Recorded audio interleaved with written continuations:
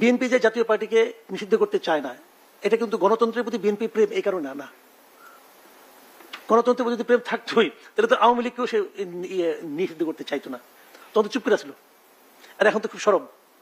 এর কারণ হলো বিএনপির মধ্যে একটা ভীতি কাজ করে যে আওয়ামী লীগ যদি জাতীয় পার্টি নিষিদ্ধ হয়ে যায় তাহলে বুঝি আওয়ামী লীগের ভোট আবার জামাতের কাছে চলে যায় কিনা।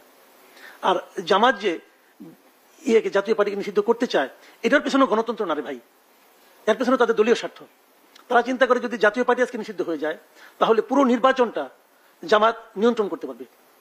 এখন যেমন জামাতের নেতা এখানে বললেন যে ওনারা পিআরকে নির্বাচনে যাওয়া না যাওয়ার শর্ত হিসেবে বলছেন না, উচ্চারণ করছেন না, কখনো বলেন নাই যে পিআর না হলে নির্বাচন যাবেন। আমি ওনার সঙ্গে একমত।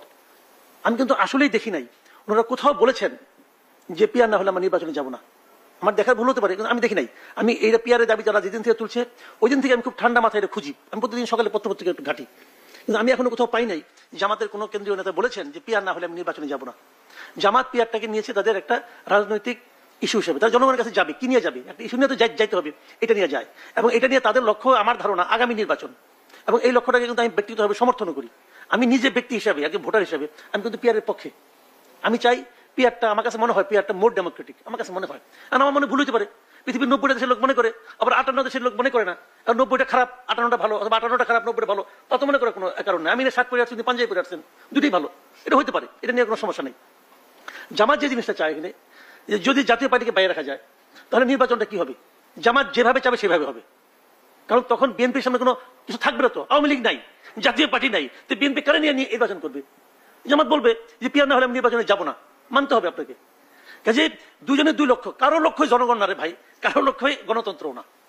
বিএনপির এক লক্ষ্য, ওনাদের আরেক লক্ষ্য।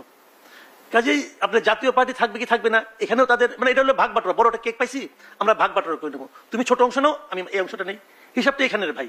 এখানে জনগণ টনগণ নাই। যদি জনগণ থাকতো, যে কথা আমি সবসময় বলি, আওয়ামী লীগের শেখ হাসিনার আমলে আওয়ামী লীগ খারাপ ছিল, শেখ হাসিনা খারাপ ছিল, আমার কোনো দ্বিধা নাই। আপনি শেখ হাসিনা বিচার করেন, তার ফাঁসি 5 বার করে দেন।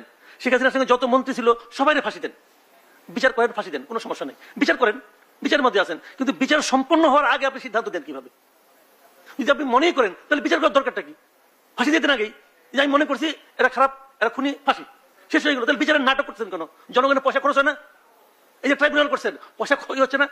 আপনি যদি সিদ্ধান্ত নিয়ে থাকেন দিয়ে দেন ভাই, কোনো সমস্যা নাই। কিন্তু বিচারের নাটক করবেন, নাটক করে কোনো তুমি ইলেকশন করতে পারবে না।